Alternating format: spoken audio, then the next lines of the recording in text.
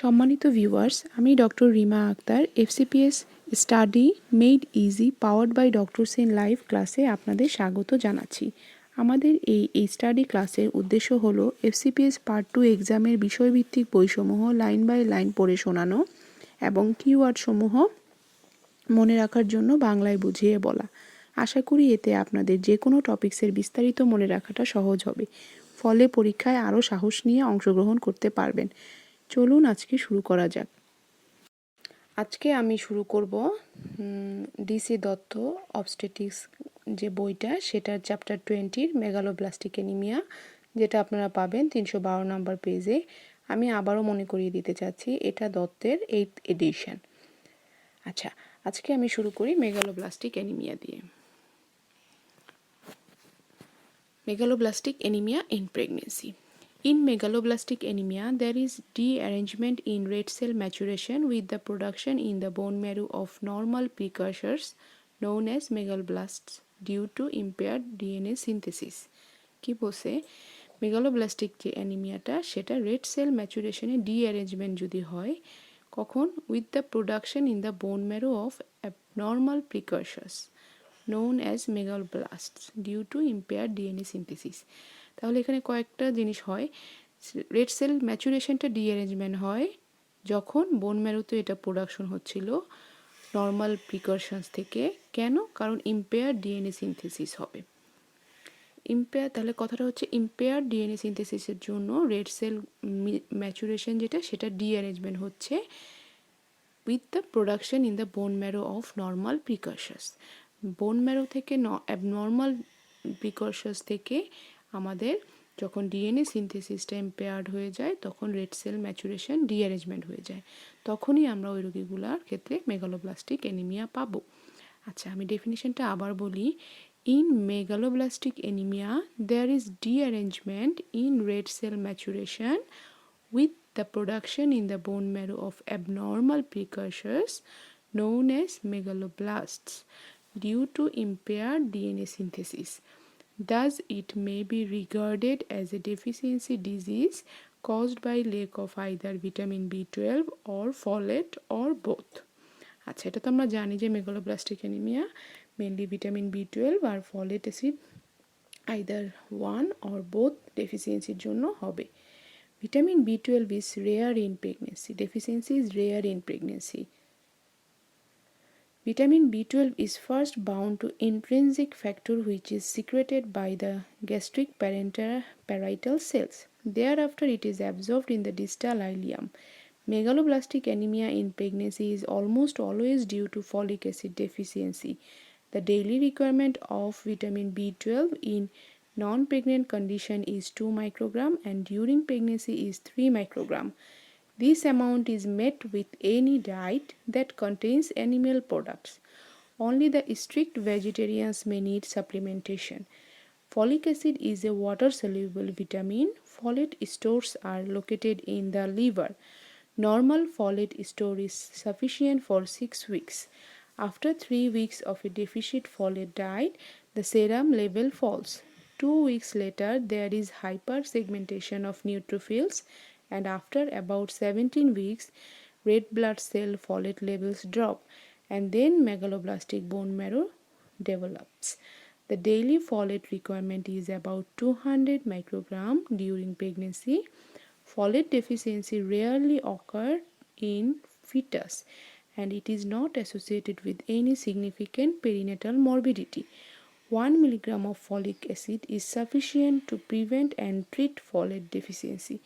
আচ্ছা, এবার আমরা এখানে একটু বাংলা জিনিসটা বুঝি। যে এখানে বলছে যে ভিটামিন B12 ইউজুয়ালি প্রেগনেন্সিতে ডেফিসিয়েন্সি হয় না, মেইনলি হয় হচ্ছে ফলিক অ্যাসিড ডেফিসিয়েন্সি।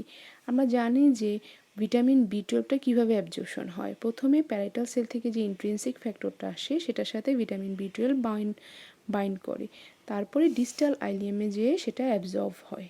হ্যাঁ, তারপরে বলছে যে মেগালোব্লাস্টিক অ্যানিমিয়া ইন প্রেগনেন্সিটা always due to deficiency folic অ্যাসিডের জন্য হয়, নট ভিটামিন B12 ডেফিসিয়েন্সি।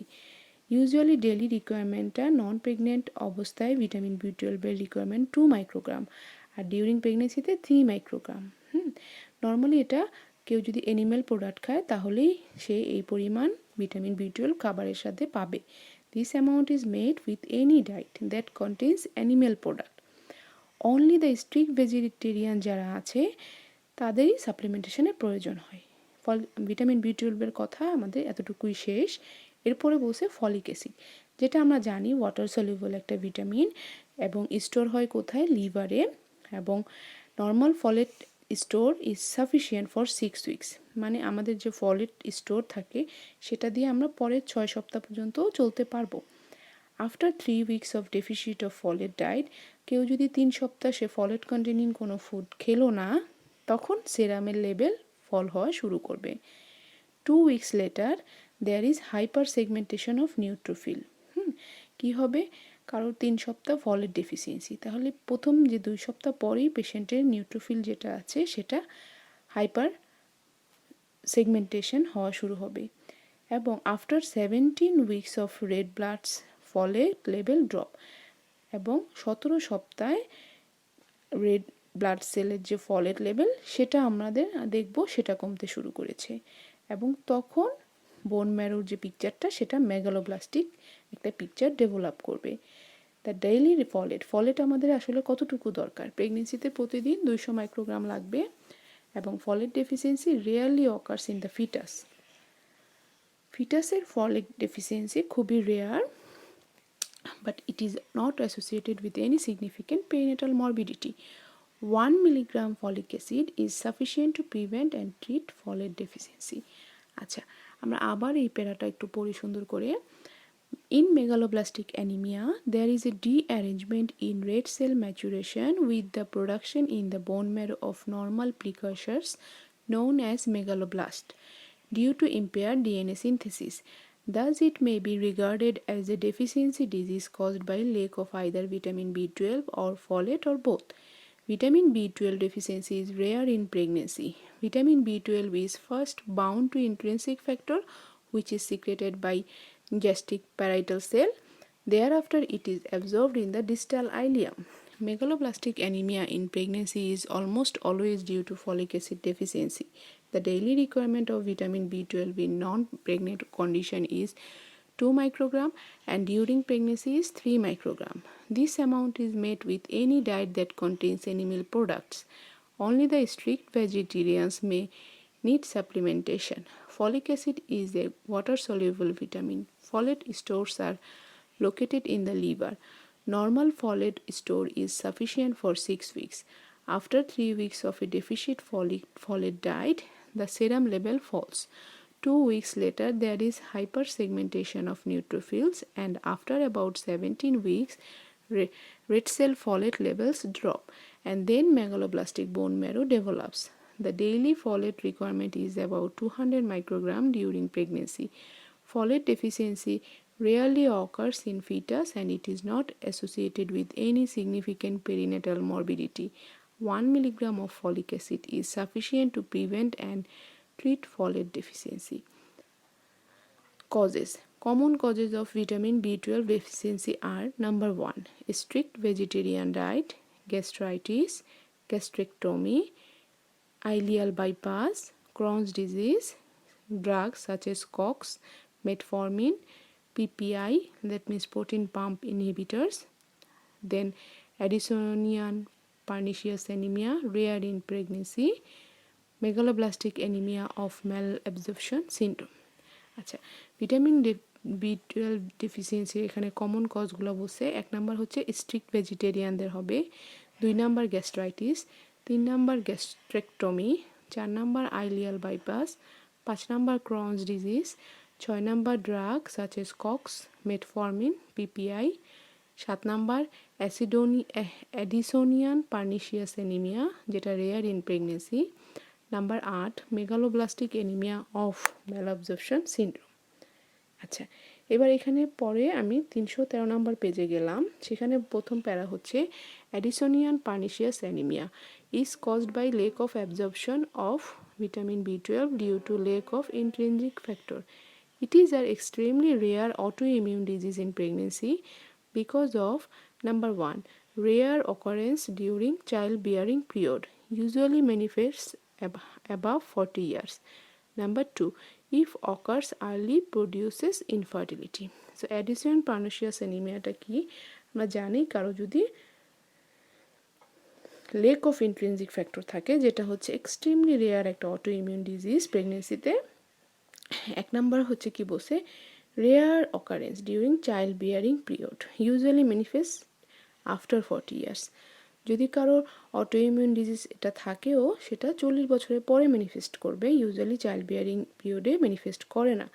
আর এটা যদি আর্লি পিরিয়ডে হয়, if occurs early it causes infertility. আচ্ছা, এবার কি বলছে, for cobalamin absorption the requirements are, cobalamin যে অ্যাবজর্পশন মানে ভিটামিন B12, সেটা অ্যাবজর্পশনের জন্য আমাদের কি কি দরকার। এক number stomach acid pepsin, number 2 intrinsic factor secreted by gastric parietal cell, 3 number pancreatic proteases, 4 number intake ileum with mucosal receptors, because of abundant vitamin B12 stores in the liver. Clinical vitamin B12 deficiency takes several years to occur. Women following bariatric surgery suffer vitamin B12 deficiency. Similarly, women 10 to 30% taking metformin. আচ্ছা, vitamin B12 অ্যাবজর্পশনের জন্য আমাদের কী কী লাগবে? এক number acid pepsin স্টমাকের, 2 number intrinsic factor লাগবে যেটা গ্যাস্ট্রিক প্যারাইটাল সেল থেকে আসতেছে, 3 নাম্বার প্যানক্রিয়েটিক প্রোটিনেস, 4 নাম্বার আমাদের একটা intact ileum with mucosal receptor লাগবে। তারপর বলছে যে বডিতে ভিটামিন B12 লিভারে সাফিসিয়েন্ট স্টোর থাকে, যেটা কিনা ডেফিসিয়েন্সি শো করার জন্য ক্লিনিক্যালি সিভারাল ইয়ার্স লেগে যেতে পারে। ওমেন ফলোয়িং ব্যারিয়েট্রিক সার্জারি মানে স্টমাকে তার কোনো বড় কোনো অপারেশন আছে, তাদের ক্ষেত্রে ইউজুয়ালি ভিটামিন B12 ডেফিসিয়েন্সিটা আমরা পেতে পারি। তাছাড়া যারা কিনা মেটফরমিন খাচ্ছে 10 to 30%-এর ক্ষেত্রে আমরা ভিটামিন B12 ডেফিসিয়েন্সি পাবো। এবার আমরা পড়ি causes of folic acid deficiency in pregnancy. এটা অনেক ইম্পর্টেন্ট, যেটা কমনলি হয়। এক নম্বর পয়েন্ট বলছে inadequate intake, 2 number inadequate demand, 3 number diminished absorption, তারপর abnormal demand, failure of utilisation, diminished storage, iron deficiency anaemia. তাহলে ফলিক অ্যাসিড ডেফিসিয়েন্সি এনিমিয়ার এক নম্বর পয়েন্টটা কি, সহজে বলা যায় যে কেউ সাফিসিয়েন্ট খাচ্ছে না, দ্যাট মিনস ইনএডিকুয়েট ইনটেক। 2 নম্বর হচ্ছে কারো ডিমান্ড বেড়ে গেছে, ইনক্রিজ ডিমান্ড। 3 নম্বর হচ্ছে পেশেন্ট খাচ্ছেও ঠিকই, ডিমান্ড ঠিক আছে, বাট ডিমিনিশড অ্যাবজর্পশন, খাচ্ছে ঠিকই বাট অ্যাবজর্ব হতে পারতেছে না। কারো অ্যাবনর্মাল ডিমান্ড মানে ডিমান্ডটা অনেক অ্যাবনর্মালি বেড়ে গেছে। তারপরে কি বলছে, অ্যাবজর্পশন হলো ঠিকই বাট ঠিকমতো ইউটিলাইজেশন হতে পারতেছে না। আমরা কারণগুলো আবার বলবো প্রত্যেকটার আন্ডারে, আমি মেইন পয়েন্টগুলো আগে বাংলায় বোঝাচ্ছি। তারপরের পয়েন্টটা হচ্ছে ডিমিনিশড স্টোরেজ, তারপরে আয়রন ডেফিসিয়েন্সি এনিমিয়া। তাহলে এখানে টোটাল 7টা পয়েন্ট বসছে, inadequate intake, 2 number increase demand, 3 number diminished absorption, 4 number abnormal demand, 5 number failure of utilisation, 6 number diminished storage, 7 number iron deficiency anaemia. এবার বলি কোন কোন ক্ষেত্রে increase inadequate intake due to, কেন, nausea, vomiting, loss of appetite. Number 2, dietary insufficiency. The main source of folic acid are green leafy vegetables, cauliflower, spinach, liver, kidney. Excessive cooking destroys much of the folate in food. তাহলে inadequate intake due to white, patient nausea, vomiting এবং loss of appetite আছে পেশেন্টের। 2 number ডায়েটারিতে insufficiency, কারণ folic acid কোথায় বেশি rich সেটা আমাদের জানতে হবে, সেটা হচ্ছে green leafy vegetable, cauliflower, spinach, liver, kidney. আবার আরেকটা কথা বলছে excessive cooking destroys much of the folate in food. এবার 2 number point, increase demand due to increase maternal tissue including red cell volume. Number 2, growing fetus. Number 3, multiple pregnancy. Daily requirement of folic acid in non-pregnant women is 50 to 100 microgram per day, and during pregnancy is increased to 400 microgram per day. তাহলে ডিমান্ডটা বেড়ে যায়, আমরা তো জানি প্রেগনেন্সিতে অবশ্যই demand বেড়ে যায়। এক নম্বর হচ্ছে যে মায়ের ম্যাটার্নাল যে টিস্যু ইনক্রিজড হয়, ইনক্লুডিং রেড সেল ভলিউম। মায়ের সব টিস্যুর ভলিউম যেরকম বৃদ্ধি পায় তেমন রেড সেল ভলিউমও বেড়ে যায়, তাহলে আমাদের ফলিক অ্যাসিডের ডিমান্ডটাও বেড়ে যায়। 2 নম্বর কি গ্রোয়িং ফিটাস। 3 নম্বর মাল্টিপল প্রেগনেন্সি। আমাদের প্রতিদিন কতটুকু লাগবে নন প্রেগনেন্ট অবস্থায়? 50 থেকে 100 microgram per day folic acid, আর ডিউরিং প্রেগনেন্সিতে সেটা বেড়ে হয়ে যাবে 400 মাইক্রোগ্রাম পার ডে। এবার 3 নম্বর পয়েন্ট, ডিমিনিসড অ্যাবজর্পশন। সেটা কী কারণে হতে পারে? Intestinal malabsorption syndrome is responsible for its recurrence in subsequent pregnancies. কারো যদি ইন্টেস্টাইনাল ম্যাল অ্যাবজর্পশন সিনড্রোম থাকে তাহলে তার অ্যাবজর্পশন কমে যাবে। 4 নম্বর পয়েন্ট কি বলছে? Abnormal demand. Number 1, infection. Infection reduces the lifespan of the red cell and hence increases the demand of folic acid to replenish the red cell. Number 2 কি বলছে? Hemorrhagic states such as peptic ulcer, hookworm infestation, hemorrhoid and the hemolytic states such as chronic malaria, sickle cell anemia or hemoglobinopathy lead to increased erythropoiesis and exhaustion of the available supply of folic acid resulting in megaloblastic erythropoiesis. তাহলে কি বলছে? Abnormal demand কখন হয়? কারণ ইনফেকশনে red সেলের যে life span সেটা কমে যাবে, নতুন রেড সেল তৈরি করতে ফলিক অ্যাসিডের ডিমান্ডটা বেড়ে যায়। 2 নম্বর হচ্ছে কারো যদি হিমোরেজিক স্টেট থাকে such as peptic ulcer, hookworm infestation, haemorrhoid and hemolytic state such as chronic malaria, sickle cell anemia or hemoglobinopathy।